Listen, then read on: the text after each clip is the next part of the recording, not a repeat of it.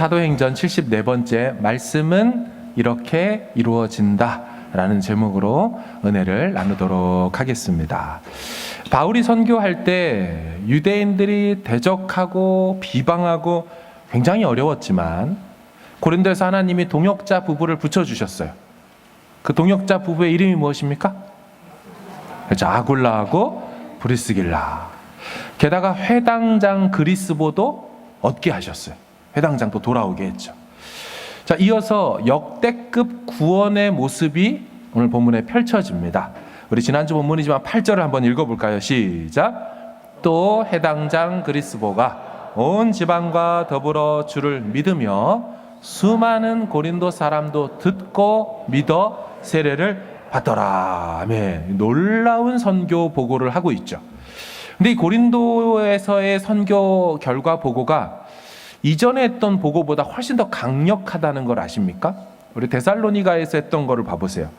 그 중에 어떤 사람 곧 경건한 헬라인의 큰 무리와 적지 않은 기부인도 권함을 받고 바울과 실라를 따르니, 이 따랐다, 이 가입했다라는 뜻이라고 설명을 드렸습니다. 여기 보면은 듣고 믿어 세례까지 받았다라는 풀 스토리로 기록되어 있지는 않습니다. 따랐다 정도로 있죠. 자, 베레아 사역도 한번 보세요. 12절. 그 중에 믿는 사람이 많고 수많은이라는 표현과 같죠. 또 헬라의 기부인과 남자가 적지 아니하나. 굉장히 좋은 표현인 것은 데살로니가나 베레아나 똑같지만 오늘 고린도에서의 사역의 결과는 수많은 고린도 사람들이 복음을 들었고 믿었고 어디까지 나갑니까? 세례까지 받았다. 사도행전 전체에서 세례를 받았다는 표현은 그렇게 사도 바울 사역에 많이 나오지는 않습니다. 우리 이전에 나왔던 빌립보 지역에서 루디아와 그 가족이 세례받았다. 그리고 빌립보 감옥의 간수장과 그 집안 사람들이 세례받았다. 그리고 마지막으로 등장하는 세례의 내용이 오늘 본문입니다. 그러니까 세례까지 받기는 좀처럼 쉽지 않은 이 과정인데 고린도에서의 사역은 여기까지 이어졌다라는 거죠. 그래서 유대인들이 오늘 본문 같은 행동을 하게 된 것입니다. 자, 본문 12절을 읽겠습니다. 시작. 갈리오가 아가야 총독되었을 때에 유대인이 일제히 일어나 바울을 대적하여 법정으로 데리고 가서. 아멘. 바울을 법정으로 데려가죠. 유대인들 입장에서는 그냥 지켜볼 수가 없는 것입니다. 심지어 우리 회당장이 저쪽으로 넘어갔으니 이 감당이 안 되는 지경이죠. 게다가 지금 대적하고 비방해 봤지만 그게 소용이 없었습니다. 수많은 고린도 사람들이 믿고 세례까지 받아버리니까요. 그래서 바울을 재판에 넘겨버린 것이죠. 법적으로 제재를 가하겠다라는 겁니다. 사적 제재가 안 된다는 겁니다. 자, 그런데 이 일이 일어났던 때를 오늘 본문에 뭐라고 되어 있습니까? 자, 어느 때라 그래요? 갈리오가 아가야 총독 되었을 때. 역시나 이 사도행전의 저자인 누가는 신학자이면서도 역사가입니다. 그래서 중요한 사건이 일어났던 때를 놓치지 않고 꼭 기록하고 명시하죠. 자, 아가야의 총독으로 갈리오가 부임했을 때 이 재판이 일어났도다 설명합니다. 아마도 유대인들 입장에서는 새로 부임한 총독이 우리 유대인들의 말을 잘 들어줄 거라고 호의적으로 재판해 줄 거라고 생각했던 모양인 것 같습니다. 자, 그런데 그 연도가 언제일까요? 연도를 설명하기 위해서 먼저 사진 하나 보여주실까요? 자, 이곳은 이 델피라는 도시입니다. 그 델피라는 도시에 기둥처럼 살짝 세워진 것들이 있는데 그게 아폴로 신전이죠. 저 델피 그 도시 아폴로 신전에 이른바 갈리오 인스크립션이라는 갈리오 비문이 발견이 되었습니다. 다음 사진 보여주시면 거기에 있는 이 비문 내용 중에 헬라어로 제가 빨간색 박스에 놓은 게 갈리오라고 되어 있죠. 그러니까 성경과 세상 역사와 고고학 자료에 갈리오가 그 지역 아가야의 총독으로 있었음을 알 수가 있습니다. 그럼 저 비문의 내용이 무엇이었느냐?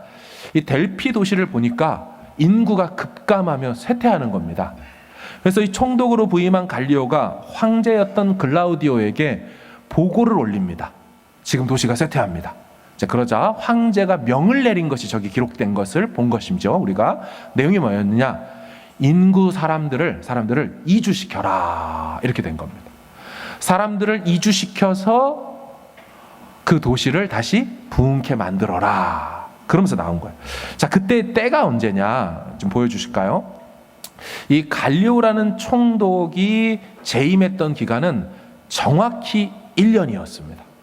주후 51년 7월 1일에 부임을 해서 주후 52년 6월 30일까지 딱 요때 갈리오가 이제 그 아가야의 총독으로 사역을 했죠. 이랬죠. 자, 그런데 그러면은 지금 갈리오가 총독이 되었다라고 말하니까 지금 오늘 본문의 때는 언제가 될 것 같습니까? 51년도 7월이나 8월 정도에 이 재판이 일어났음을 알 수 있는 거죠. 여러분, 제가 왜 이 갈리오 비문 얘기를 연도를 길게 얘기하냐면 우리가 알고 있는 사도행전의 연대들, 그렇죠? 1차는 언제고 2차는 3차는 언제고 13권의 바울 서신들이 언제 기록되어 있고 바울이 언제쯤 어디 갔고 하는 모든 연대 측정의 앵커, 모든 연대 측정의 기본이 되는 게 저 갈리오 비문 때문입니다. 그러니까 갈리오가 딱 1년 총독으로 있던 그때 재판이 일어난 요 사건, 요 지점을 기점으로 해서 앞뒤로 연대를 역추적해서 모든 걸 계산해 놓은 것을 우리가 듣고 있는 거거든요. 네. 자, 다시 돌아와서 정리하면 주후 51년 7월에서 8월경 저 북반구 7월 8월이면 지금 우리 시점이니까 여러분 날씨가 굉장히 더웠겠죠. 지난 주간에 한국 갔다 온 집사님을 오늘 일부 예배 끝나고 인사를 드렸어요. 집사님 잘 다녀오셨습니까? 예, 목사님 40도를 경험하고 왔습니다. 무더운 이 여름날 저 북반구 51년도 7월 8월경에 이 일이 일어났어요. 자, 12, 13절을 한번 읽어보겠습니다. 시작. 갈리오가 아가야 총독 되었을 때에 유대인이 일제히 일어나 바울을 대적하여 법정으로 데리고 가서 말하되 이 사람이 율법을 어기면서 하나님을 경외하라고 사람들을 권한다 하거늘. 아멘. 자, 유대인들의 고발하는 모습을 보면 일제히라고 되어 있는데요. 직역하면 한 마음으로, 이런 뜻입니다. 한 마음으로. 그 다음에 일어나인데 이건 단순히 일어난 게 아니고 stand against입니다. 그러니까 맞서 싸우기 위해서 일어선 거죠. 전투 문맥에서 사용되는 일어나입니다. 어떻게 합니까? 이제 바울을 대적해서 법정으로 데려갔대요.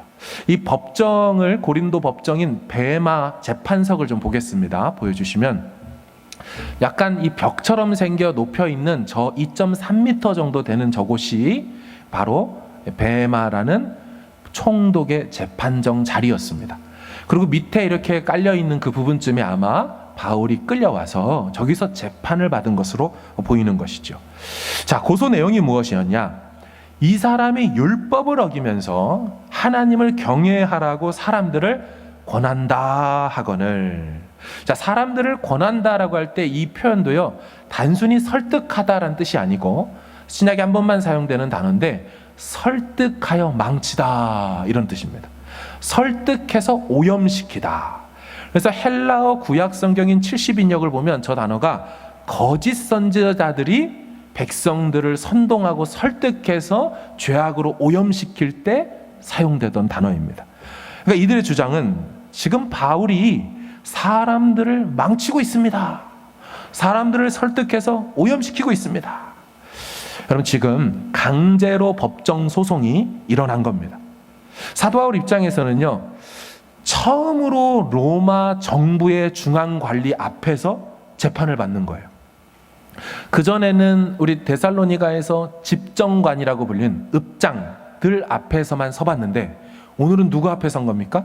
총독 앞에 선 겁니다. 예수님도 총독 앞에 선 것처럼 아가야 전체에 이 로마가 파송한 지휘자인 총독 앞에 선 것이죠. 고소 내용이 무엇이었느냐? 13절에 이 사람이 율법을 어기면서 라고 말해요. 여러분, 이게 율법이라고 말했는데 사실 직역하면 더 로우거든요. 그 법입니다. 그 법. 이 법은 바울이 어겼다고 주장하는 그 법은 여러분 모세 율법이겠습니까? 로마법이겠습니까? 오늘 한글 번역은 모세 율법처럼 번역해서 율법이라고 이렇게 했지만 사실은 로마법을 말합니다. 왜 그러냐면 한번 생각해 보세요.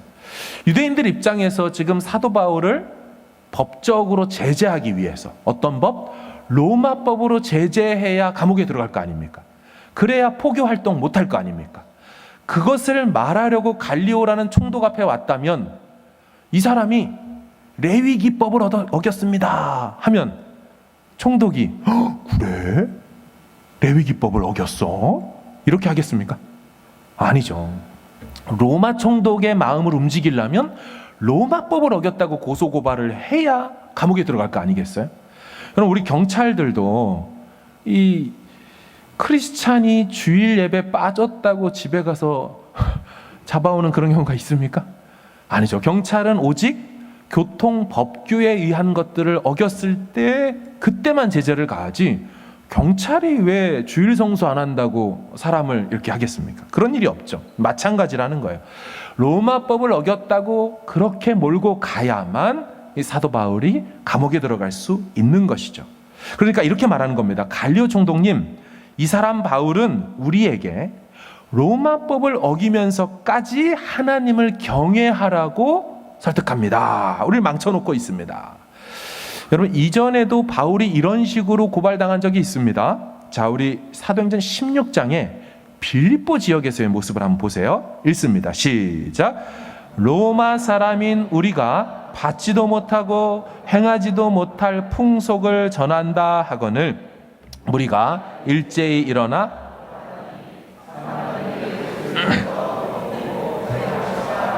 아멘. 자, 여기서도 뭐를 지금 시비를 갖고 있냐? 로마 사람인 우리가 받지도 행하지도 못할 소동, 도시 교란, 소요 이런 거를 지금 하고 있다. 그러니까 움직인 거거든요. 자, 똑같은 방식으로 로마법을 어기고 있습니다. 고발하는 거죠. 자, 그래서 어떻게 됩니까? 갈리오라는 총독이요. 총독으로서 자신이 이 지역에서 책임지고 이렇게 법 질서를 세워야 될 두 가지 영역을 말하면서 본문이 시작됩니다. 자, 14절을 읽겠습니다. 갈리오가 어떤 법 두 가지의 문제를 관여하는지 보겠습니다. 시작. 바울이 입을 열고자 할 때에 갈리오가 유대인들에게 이르되 너희 유대인들아 만일 이것이 무슨 부정한 일이나 불량한 행동이었으면 내가 너희 말을 들어주는 것이 옳거니와. 아멘. 자, 총독의 마음을 움직이려면 로마법인 두 가지를 위배해야 되는 거죠. 그건 부정한 일이라는 중범죄고요, 불량한 행동이라는 경범죄입니다. 정치적 경범죄. 그래서 이 두 가지에 해당된다면 총독이 어떻게 한대요? 너희 말을 들어주는 것이 옳다. 근데 이 너희 말을 들어준다고 번역되어 있는 게 사실은 그 당시에 사용되던 소송에 사용되던 전문 법정 용어입니다. 그러니까 안건으로 받아 재판으로 처리하거니와를 함축한 그런 표현이 지금 등장하고 있습니다. 자, 그러면 갈리오 총독은 바울의 사건을 이 두 가지에 해당된다고 보았는가? 이게 우리의 질문인 거죠. 자, 여기를 설명하면서 잠깐 미니 헬라어 강의를 하겠습니다. 조금 어려워요. 하지만 재밌는 헬라어 시간이 되었습니다. 자, 너나 재밌지 이렇게. 자, 14절에 보시면 만일이라고 나와 있는데요. 근데 이 만일에 해당되어서 번역되는 이 헬라어 가정법에는 크게 세 가지가 있습니다. 그러니까 우리 한글로는 만일이고 영어 번역도 if로만 번역이 되지만 사실 헬라어 사람들이 쓰는 만일은 세 가지로 나눠 쓴다는 거예요. 그건 원문을 봐야만 알 수 있는 신텍스 구문이거든요. 그 첫 번째가 제1 조건문인데요. 이건 말을 할 때 만일이라고 말할 때 그 사실이 사실이다를 가정, true라고 하면서 하는 거예요. 그러니까 마치 제가 여러분 만일 제가 사람이라면 이렇게 말할 때 그럼 제가 사람 일하는 거야, 아니라는 거야?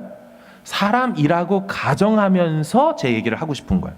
자, 두 번째 이 세컨드 컨디셔널은 어떻게 되냐면 조건문이 만일이라고 말할 때 이것이 거짓임을 밝히면서 하는 용법입니다. 그러니까 이렇게 말하는 거죠. 만일 제가 새라면 하늘을 날 수 있었을 텐데요. 자, 이건 헬라어에서는 두 번째 구문 형식으로 제가 말할 겁니다. 왜냐하면 제가 새가 아니기 때문에. 자, 세 번째는요, 미래의 가능성을 염두에 두고 쓰는 가정법입니다. 그래서 이거는 만일 제가 큰 돈을 벌게 된다면 돈을 드릴게요. 이렇게 말할 때 쓰는 거예요. 자, 다시 사실임을 가정하는 거 1번, 두 번째는 거짓임을 염두에 두고 하는 거, 세 번째는 미래의 가능성. 자, 그럼 저 14절에 나온 만일은 뭐였느냐? 저것이 제2 조건문에 해당돼서 거짓이라고 가정하면서 말한다는 거예요. 그러니까 갈리오 총독이 볼 때는 바울이 하는 이 모든 행위들이 부정한 일도 아니고 불량한 행동도 아니고, 그래서 로마법에 저촉되지 않는다는 가정법을 쓰면서 말하고 있는 거예요. 그러니까 이미 아니라는 겁니다. 위반하지 않은 거다. 자, 그런가 하면 15절로 넘어가서 읽겠습니다. 시작. 만일 문제가 언어와 명칭과 너희 법에 관한 것이면 너희가 스스로 처리하라. 나는 이러한 일에 재판장 되기를 원하지 아니하노라 하고. 아멘.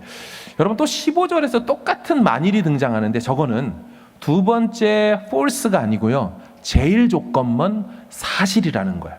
그러니까 갈리오 총독은 유대인들이 바울을 고소한 내용, 그것을 아니라고 판단하면서 뭐는 맞다라고 지금 사실이라고 두 번째 만일로 얘기하냐면, 너희들이 제기한 바울의 문제는 너희들의 언어 문제고 너희들의 명칭 문제고 너희들의 법에 관계된 문제로 나는 인정한다, 본다 라고 말하는 바로 그런 가정문을 사용하고 있다라는 겁니다. 자, 그러면 갈리오 총독이 말한 로마법에는 해당되지 않지만 그들에게 관련된 요 세 가지는 해당된다는 요게 뭘까요? 자, 보시면 첫 번째는 언어라고 돼 있어요. 자, 바울의 문제는 언어 문제라는 거죠. 근데 이게 language라는 뜻이 아닙니다. 번역을 언어라고 해서 language였으면 헬라어 글로사를 썼을 거예요. 근데 이게 로고스라는 단어를 씁니다. 이 말은 말씀 혹은 내용이라는 거예요. 그러니까 사도 바울이 뭐 했겠습니까? 예수가 부활했다는 내용을 전했거든요. 예수가 부활했다는 말씀을 전했거든요. 유대인들은 이게 위법이다라고 말했지만 갈리오는 뭐라고 얘기하는 거예요? 이거 전혀 로마법에 문제가 안 되는데, 전혀 위반한 게 없는데 그건 니들 문제겠지, 이렇게 처단하는 거예요. 튕겨내는 거예요. 자, 두 번째, 명칭, titles, names, terms, 용어들을 얘기해요. 무슨 명칭입니까? 바울이 예수를 누구라고 명칭했어요? 예수는 메시아다. 예수에게 그리스도라는 명칭을 넣고 있는 거죠. 나무에 달려 죽은 자는 저주할 자라는 명칭을 쓰지 않고 예수가 바로 하나님의 아들이고 예수가 그리스도라는 명칭을 붙이니까, 타이틀을 주니까 이들이 펄펄 뛰지만 갈리오 총독은 뭐로 본 거예요? 그렇게 했다고 해서 그거 로마법 어기는 거 아니다, 지금 이 말하는 거예요. 그렇죠? 자, 세 번째는 너희 법입니다. 율법이죠. 모세 율법을 얘기해요. 여러분, 바울이 복음을 전하면서 하나님 백성 되기 위해서 할례가 필요 없다고 얘기했죠. 그렇죠? 음식법, 정한 것 부정한 음식 구별할 필요 없다라고 얘기했죠. 유대교 입장에서는 자신들의 레위기 음식법을 어긴 거지만 갈리오 총독이 볼 때는 이거 어긴 거예요, 이렇게 했다고 해서 로마법 어긴 거예요, 안 어긴 거예요? 전혀 안 어긴 거죠. 그러니까 지금 이 판단이 무엇이냐? 갈리오는 바울이 도시를 돌아다니고 고린도에서 예수가 부활했다라고 말하는 말씀 문제없다, 예수가 그리스도고 메시아라고 말하는 거 그것도 문제없다, 그리고 할례가 필요 없다, 그리고 음식에 정한 보장이 없다 라고 말하는 것도 이 로마 땅에서는 아무것도 문제될 게 없다. 여러분, 결국 어떻게 됩니까? 우리 16절을 보세요. 그들을 법정에서 쫓아냈다. 지금 그들 유대인들이 고소고발했던 게 기각된 겁니다. 너무 다행이죠. 왜냐하면 바울이 감옥에 가지 않게 되기 때문이죠. 그런데 여러분, 이 사건은 단순히 고소했는데 기각되었다, 다행히 모든 게 문제가 안 되었다 정도를 말하지 않습니다. 굉장히 의미 있고 중요한 장면입니다. 그래서 저자 누가가 지금 기록해 놓은 거거든요. 자, 여러분, 유대인들이 이렇게 막 난리치면서 사도 바울을 로마 총독에게 고발하는 것은 그 당시 배경을 좀 아셔야 됩니다. 당시 유대인들은요, 이 황제의 제국이란 로마에서 유대인들은 굉장한 혜택과 권리를 보장받으면서 신앙생활을 하고 있었습니다. 자, 그것을 좀 어렵지만 콜레기움 리퀴툼 보여주실까요? 콜레기움 리퀴툼이라고 말을 하는데요. 이 콜레기움이라는 단어는 라틴어로 협회, 조합, 집단 이런 뜻을 갖고 있어요. 자, 그 다음에 리퀴툼이라고 말하는 건 허가된 합법적인 뜻입니다. 합치면 콜레기움 리퀴툼은 합법적으로 허가된 단체라는 뜻이거든요. 그러니까 로마 정부가 공식적으로 승인한 단체는 콜레기움 리퀴툼이라고 불리면서 법적 보호와 권리를 인정받았습니다. 여러분, 유대교가 이 콜레기움 리퀴툼이었어요. 그래서 그들이 황제를 신으로 숭배하는 땅에 살면서도 이 5가지를 보장받고 행할 수가 있었는데, 그 5가지 보여주십시오. 자, 유대교는 뭐를 할 수 있었냐면요, 로마 제국에서 첫 번째, 회당을 설립하고 운영할 수 있도록 보장해 줬습니다. 이게 콜레기움 리퀴툼이에요, 그 단체에 대한. 그러니까 유대인들 10명 이상만 되면 어느 로마 제국에서도 자기들끼리 회당을 세워서 모일 수가 있었어요. 그 보장된 게 콜레기움 리퀴툼. 자, 두 번째, 정기적인 종교 집회를 가능하게 해준 법적 조항입니다. 그러니까 이들이 안식일에 모이거나 유월절을 만들거나 혹은 다른 모임을 하는 것도 불법이 아니다, 인정받은 기관이니까. 자, 세 번째, 안식일 절기 준수 얼마든지 할 수 있다라고 허락해 준 겁니다. 자, 네 번째, 성전세를 징수하는 거. 여러분, 어떻게 속국인 포로된 사람들이 마음대로 세금을 징수할 수 있습니까? 게다가 그 징수한 걸 어디로까지 보내냐면 예루살렘으로 송금하는 것도 허락해 줬습니다. 이게 콜레기움 리퀴툼으로 선정된 단체 집단들이 얻었던 유익이거든요. 마지막 5번째, 공동체 장로를 통한 내부 분쟁 조정이 가능했습니다. 그러니까 그들의 문제를 로마법에 아닌 장로들이 그렇게 재판에서 해도 괜찮다라고 인정해 주는 거죠. 그러니까 재정과 자치를 다 허락해 줬습니다. 이것을 아우구스투스가 허락을 해줬고요. 그 다음에 왕이 됐던 이 글라우디오라는 현재 지금 황제가 자신이 왕으로 부임하면서 주후 41년도에 다시 한번 유대인들의 이 지위를 한 번 더 허락해주고 재임명을 합니다. 그랬는데 나중에 8년이 지났을 때, 글라우디오가 주후 49년이 됐을 때 어떤 일이 일어납니까? 로마에서 유대인들끼리 막 소동이 일어나니까 다 로마에서 추방해라 라고 했죠. 그래서 고린도까지 왔던 사람이 누구예요? 아굴라와 브리스길라 부부가 온 거 아닙니까? 근데 그 사람이 처음 글라우디오가 부임할 때 이 콜레기움 리퀴툼에 해당되는 단체가 유대교다라고 해줬다라는 거예요. 자, 그러니까 오늘 이 장면은 단순히 고소가 기각되었다라고가 아니라 로마 총독이 볼 때 사도 바울이 로마 전역을 다니면서 예수를 그리스도라고, 예수가 부활했다고 하는 거 이제는 불법 아니라는 거예요. 인정된 단체고 너희들끼리 회당이 아니라 에클레시아, 시나고게가 아닌 에클레시아 교회를 세워서 안식일 토요일이 아닌 주일에, 일요일에 예배하는 것도 가능했다, 해줬다라고 인정해주는 지금 장면이라는 것입니다. 더 이상 언어 문제, 예수가 부활했다는 거 이것 때문에 법적 문제 되지 않을 것이다. 예수가 메시아라고 하는 것 때문에 문제 삼지 않겠다. 할례를 받지 않는 것 때문에 문제 삼지 않겠다. 그러니까 갈리오 총독이 볼 때는 지금 이 기독교도 유대교 종파의 한 단체로 똑같이 보며 유대교가 회당을 세우듯 교회를 계속 세우는 것도, 복음을 전하는 것도, 누군가 그리스도인이 되는 것도 다 로마법에 문제가 없고 위법이 아니고 위해적 단체가 아니다라고 선언해 주었다라는 것입니다. 정리하면 이들의 고발 내용은요, 유대교가 로마 제국으로부터 받고 있는 인허와 보호를 저 기독교는 받을 수 없다. 기독교 주동자인 바울을 처단해라. 저들은 이단 단체다. 우리와 다르다. 그럼 참고로 로마에서는 신흥 종교 단체에 대해서는 엄격하게 처벌했습니다. 못 모이게 했어요. 근데 지금 그런 식으로 몰아가려고 했는데 총독이 뭐라고 판결한 거예요? 니들 똑같잖아. 니들도 니들과 똑같아. 이렇게 본 것이죠. 왜요?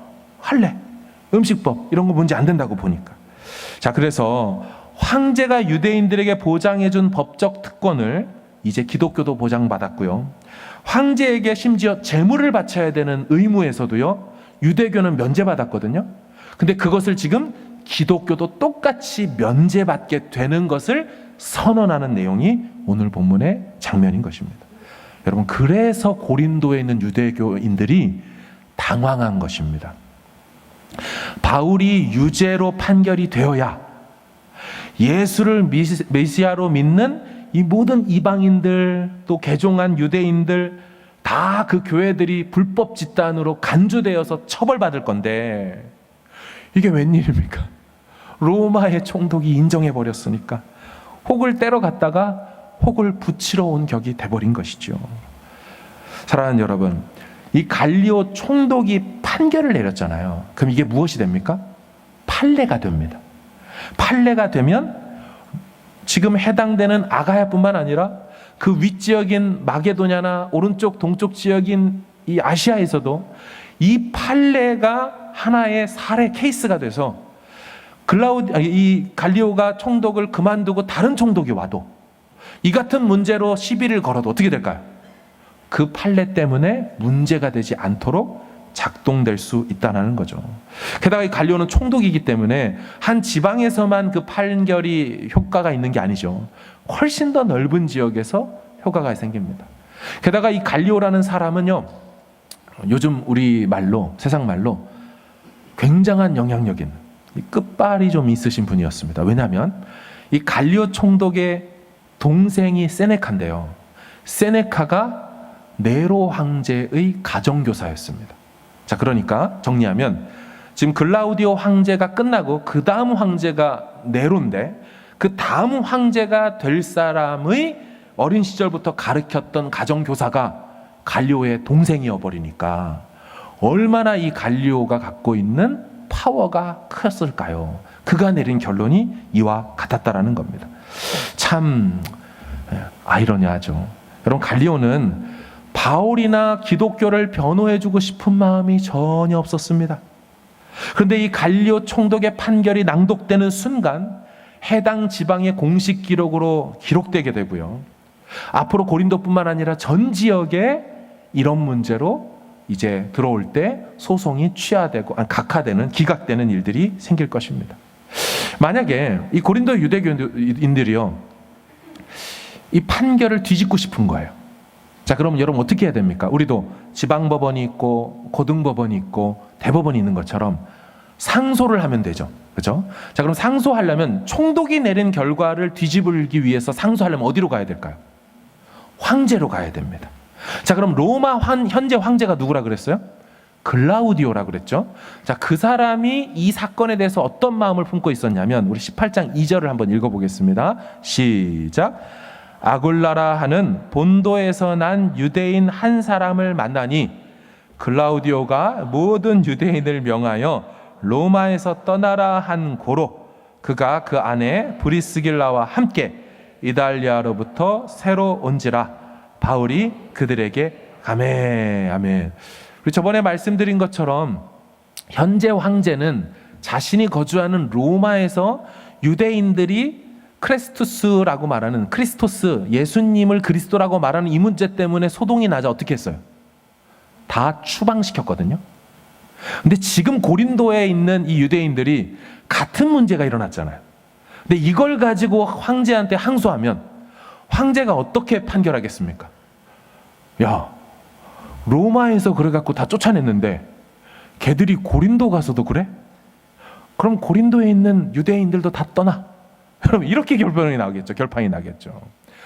그러니까 이렇게 항소했다가는 자기도 다 쫓겨날 판이니 감히 항소할 수가 없습니다.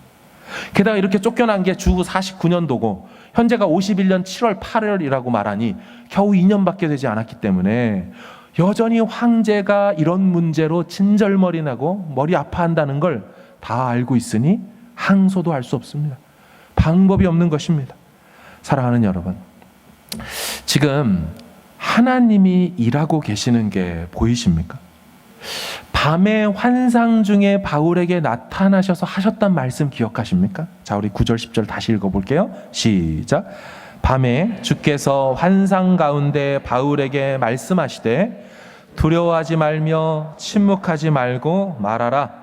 내가 너와 함께 있음에 어떤 사람도 너를 대적하여 해롭게 할 자가 없을 것이니 이는 이 성 중에 내 백성이 많음이라 하시더라. 아멘.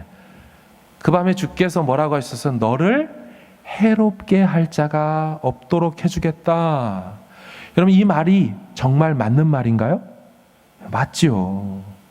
로마 총독이 공식적으로 선언했어요. 노터치 바울, 노터치 기독교 포교, 이렇게 선언해 버렸어요. 심지어 이 일로 인해 기독교가 유대교와 같은 지위, 대우를 받게 되었어요. 이제 예수를 그리스도로 믿는 것이 불법도 아니고 합법이고 기독교인 되었다라고 해서 할례를 안 받는다 그래서 그것 가지고 누가 시비 걸 수 없게 되었어요. 게다가 여러분, 이 장면을 어떻게 보십니까? 14절 보세요. 바울이 입을 열고자 할 때에 결국 여러분, 사도 바울이 자기 변호를 했습니까? 못했습니까? 오늘 본문 속에서 자기 말을 했어요? 못했어요? 한마디도 못했죠. 왜요?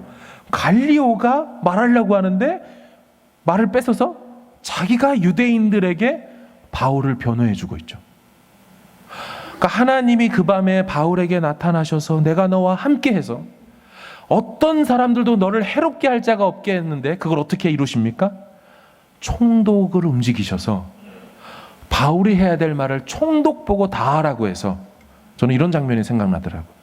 바울이 말하려고 할 때 하나님이 쉿, 그 바울의 입에다가 손을 딱 대면서 말하지 마. 예시켜서 말할 테니까 넌 말하지도 마. 가만히만 있어. 바울 입장에서는 굉장히 두렵게 끌려왔을 거예요. 그 밤에 주의 음성은 들었지만 돌아가는 현실은 굉장히 두려웠겠죠. 그렇죠? 그리고 총독 앞에 처음 서보니 뭔 일 난 것처럼 느꼈을 거예요. 그런데 그 두려운 베마 재판석 앞에서 바울이 경험한 건 그 밤에 주께서 하신 말씀이 내 삶 가운데 이루어지고 있다는 것만 확인했을 뿐입니다. 이제 마음껏 복음 전해도 되고, 이제 총독의 판결로 이게 불법도 아니고, 우리끼리 교회를 세우고 개척하고 모여 예배하고 그 부활하신 예수님을 메시아 그리스도라고 부르는 것이 이제 아무도 문제 삼을 수 없는 역전시키시는 하나님의 일하심을 보게 되는 현장이 그 두려워 보이는 재판석이었다는 사실일 뿐이었습니다. 사랑하는 여러분, 하나님이 밤에 나타나셔서 하셨던 말씀 그대로 바울의 삶에 이루어졌다라는 오늘 얘기를 하고 있습니다. 근데 한 가지 더 있습니다. 우리 본문 16, 17절을 좀 읽어보겠습니다. 시작. 그들을 법정에서 쫓아내니 모든 사람이 회당장 소스데네를 잡아 법정 앞에서 때리되 갈리오가 이 일을 상관하지 아니하니라. 아멘. 자, 그들을 법정에서 쫓아냈다는 얘기는 고소가 기각된 겁니다. 자, 그런데 희한한 장면을 기록해놨죠, 성경이. 법정 앞에서 갈리오가 다 보고 있는데도, 총독이 보는데도 회당장 소스데네를 때립니다. 자, 우리 두 가지를 살펴볼 텐데, 때렸다라는 사람들이 누굽니까? 모든 사람이라고 돼 있거든요. 그 모든 사람을 두 가지를 볼 수 있습니다. 하나는 그 법정 직원 군인들이 때렸다. 자, 이럴 경우에 이방인들이 회당장을 때린 거예요. 자, 두 번째, 유대인들이 회당장을 때렸다. 학자들은 둘 중에 누구다 막 하는데 저는 유대인들이 회당장을 때린 것으로 봅니다. 왜냐하면 여러분, 이 바울을 고발하는 사건을 책임 맡은 사람이 그 회당의 장인, 이 회당장이 그 일을 고소하는 책임을 맡았어요. 자, 그런데 기껏 고소했더니 결과가 어떻게 나와요? 기각될 뿐만 아니라 이제 유대교와 같은 지위를 얻게 되는 결판이 나버렸으니 이거는 더 이상 로마법에 저촉되지 않는 모든 행동이라고 결론을 내버렸으니 성난 유대인들이 화딱지가 나서 회당장을, 학자들은 여기 때렸다고 할 때 유대인들의 40에 하나 감한매인 39대를 두드러 팼다, 이렇게 보고 있습니다. 저는 좀 이해가 가는 게, 이렇게 유대인들이 소동을 일으키니까 아마 글라우디오 황제가 로마에서 다 나가라고 했던 것 같아요. 이런 식으로 폭력적이니까요. 자, 그러면 때린 자들이 유대인들이라면 지금 맞은 분이 누구라고 나옵니까? 회당장 소스데네. 여러분 좀 이상하지 않으세요? 얼마 전에 고린도 유대교의 회당장이 개종했죠. 그렇죠? 그 사람 누구였어요? 8절 볼까요? 시작. 또 회당장 그리스보가 온 지방과 더불어 주를 믿으며 수많은 고린도 사람도 듣고 믿어 세례를 받더라. 아멘. 자, 회당장 그리스보가 회심을 했어요. 당연히 회심한 사람을 회당장으로 둘 리가 없죠. 그럼 지금 나온 회당장은 누굽니까? 이 사람을 이어서 된 후임 회당장이죠. 혹은 역사의 기록에 따르면 회당장을 3명을 두었다 그래요. 번갈아 가면서 회당을 섬겼기 때문에 아마 또 다른 회당장이 지금 구타를 당하고 있는 것으로 보입니다. 근데 여러분, 지금 저 회당장이 이 사건 이후로 개종하는 거 아십니까? 회당장 그리스보가 기독교로 개종했는데 지금 이 회당장 소스데네도 회심하게 됩니다. 어떻게 할 수 있을까요? 바울이 고린도 교회에 보낸 편지에 이 소스데네가 나옵니다. 자, 고린도전서 1장 1절 읽겠습니다. 시작. 하나님의 뜻을 따라 그리스도 예수의 사도로 부르심을 받은 바울과 형제 소스데네는, 아멘. 나오죠? 소스데네. 조셉 피츠마이어라는 이 누가복음과 사도행전의 연구의 거장도 뭐라고 말하냐? 소스데네가 후에 개종한 것으로 보인다. 물론 한 가지 질문이 우리 안에 있을 수 있습니다. 사도행전에서 지금 본문에서 구타당하는 회당장 소스데네가 고린도전서의 그 소스데네가 맞느냐? 학자들은 동일 인물일 가능성을 높게 봅니다. 왜냐하면 소스데네라는 인물은 성경에 2번밖에 나오지 않는데 오늘 사도행전의 고린도 지역에서 구타당하면서 한번 나오고요, 고린도 전서에서만 딱 나와요. 그러니까 둘 다 소스데네라는 사람은 어디서만 나오냐? 고린도 지역을 중심으로만 나옵니다. 그래서 이 둘이 서로 다른 인물일 가능성보다는 동일 인물일 가능성으로 보죠. 게다가 성경은 여러분 어떤 방식으로 기록되냐면 이 사람이 후대의 기독교인들에게, 교회들에게 잘 알려진 인물일 경우에는 그 사건이 일어나는 현장의 내용을 기록할 때 익명 처리하지 않고 누구나 이 기록을 나중에 볼 때 알 수 있는 인물이라면 이름을 써놓습니다. 이해되십니까? 그래서 만약 중요한 후대 기독교인들에게 중요하지 않은 인물이었으면 그냥 익명 처리로 누가 맞았다고, 회당장이 맞았다고 할 텐데 이 사람도 그리스보가 돌아오는 것처럼 후에 돌아온 사람으로 보이기 때문에 후대 사람들이 보고 알 수 있도록 회당장 소스데네라고 적어놨다라는 거죠. 자, 이 이야기는 NICNT를 기록한 고든 피, 틴데일 주석을 썼던 하워드 마샬, 안드레아스 퀘스텐버거, 바턴 길, 수많은 유대한 그 대단한 학자들이 이 소스데네는 동일 인물이다라고 말합니다. 자, 만약 그렇다면 어떻게 된 걸까요? 이 일로 인하여 회당장 소스데네가 그리스도인이 됐죠. 고린도 유대교 회당장 1대 회당장, 2대 회당장이 다 돌아와 버린 겁니다. 여러분, 회당장이 돌아오게 되면 어떤 일이 일어나느냐? 당시 회당장들은 어떻게 됐냐면 지역 유대인들의 추천을 받아 회당장이 되었어요. 정통적인 신앙을 갖고 본이 되는 선한 영향을 가진 사람을 추천해서 회당장을 세웁니다. 근데 그 회당장 1대 2대가 다 기독교 저쪽으로 넘어가니 그것을 바라보고 있는 수많은 유대교인들 입장에서는 저기 뭐가 있겠구나라고 여겨질 만한 파급 효과를 갖죠. 왜 선교사님들이 종종 선교 사역의 일화를 소개하면서 막 안 돌아왔는데 추장 하나가 돌아오니까 어떻게 됩니까? 나머지 사람들이 집단 개종하는 사건들을 종종 듣게 되는 것처럼 고린도 유대교 회당장 둘이 돌아옴으로 큰 영향이 있었을 겁니다.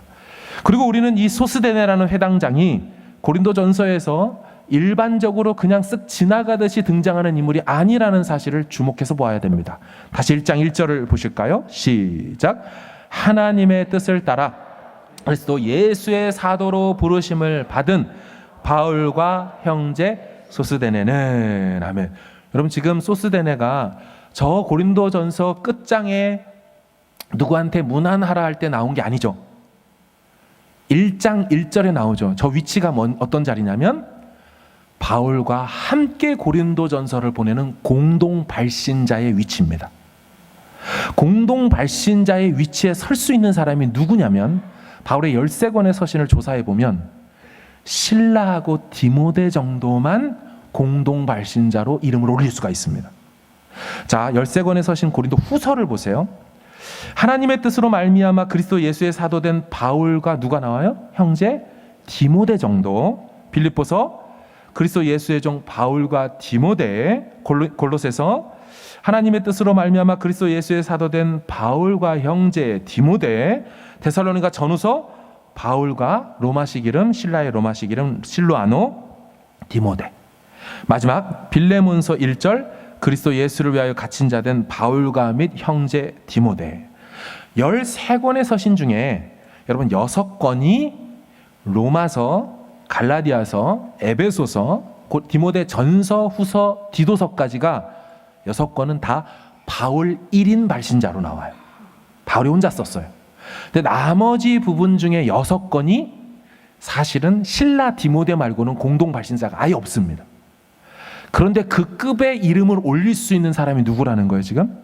소스데네라는 사람입니다. 이 사람이 고린도 사역하는 데 있어서 보통 인물로 쓰임받은 사람이 아니었다라는 거죠. 그리고 마지막, 여러분, 바울과 소스데네가 고린도로 편지를 보낼 때 고린도 전서를 쓰고 있던 장소가 어딜까요? 기록 장소. 고린도에 있으면서 고린도 교회에다 편지를 쓸까요? 아니겠죠. 나중에 보면 고린도전서 16장 8절에 보면 바울이 자기가 어디서 편지 쓰는지를 밝힙니다. 여기 이렇게 말해요. 내가 오순절까지 에베소에 머물려 함은. 그러니까 오순절까지 나는 에베소에 여기에 있겠다 이렇게 말하죠. 그렇다면 무슨 말입니까? 소스데네는 이 사건 이후로 바울을 따라 최소 옆대륙 아시아의 에베소까지 함께 동행한 것으로 보입니다.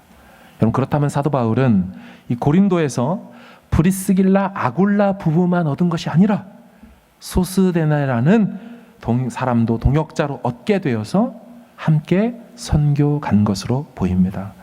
사랑하는 여러분, 그 밤중에 나타나셔서 바울 보고 두려워하지 말아라, 침묵하지 말고 말해라, 내가 너와 함께 있어 너를 대적할 자가, 해롭게 할 자가 한 사람도 없게 해주리라. 여러분, 그 말씀은 우리 주님이 허투루 그냥 하신 말씀이 아니었어요. 마음의 실제적인 위로만 가지라고 해주신 말씀이 아니었어요. 오늘 설교 제목이 무엇입니까? 말씀은 이렇게 이루어진다.